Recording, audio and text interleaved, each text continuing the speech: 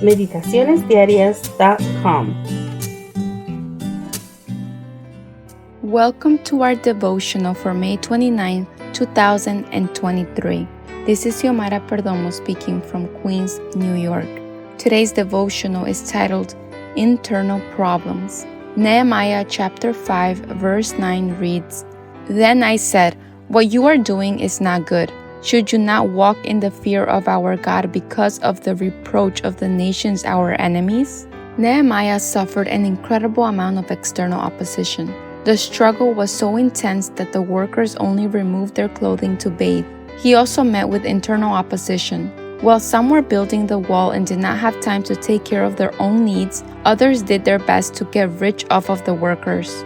Generally, attacks will come from the outside, but sometimes the people closest to you bring you affliction and suffering. This internal opposition is nothing new. When the enemy could not destroy the church by persecution, he joined it to bring in discouragement, division, and animosity. The closer our attackers are to us, the more difficult it is to deal with the feelings involved.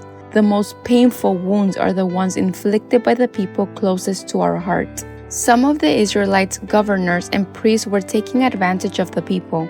The harmony was broken. They were filled with discontent, confusion, and division.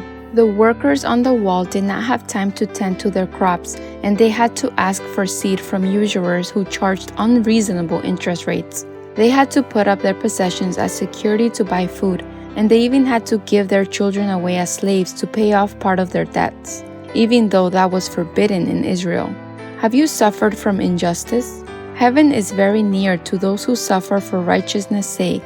Christ identifies his interests with the interests of his faithful people. He suffers in the person of his saints, and whoever touches his chosen ones touches him. See Prophets and Kings chapter 44, page 545. Nehemiah found out about the abuse and was filled with indignation. He summoned the oppressors and demanded that they stop their evil practices, and they agreed. Then Nehemiah summoned a public meeting and required them to repeat their vow in front of the priest and sign an agreement. Then he shook his uniform and swore in the name of God. What is your attitude when you see injustice in your family or in your church? Do you keep silent?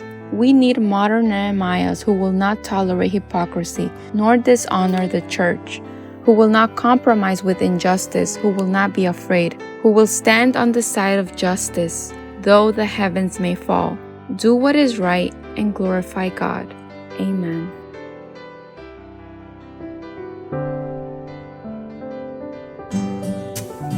Thank you for joining us. We invite you to subscribe to our YouTube channel at m.youtube.com/c/Meditaciones Diarias, and to follow us on our social media in Instagram at www.instagram.com/meditacionesdiarias7.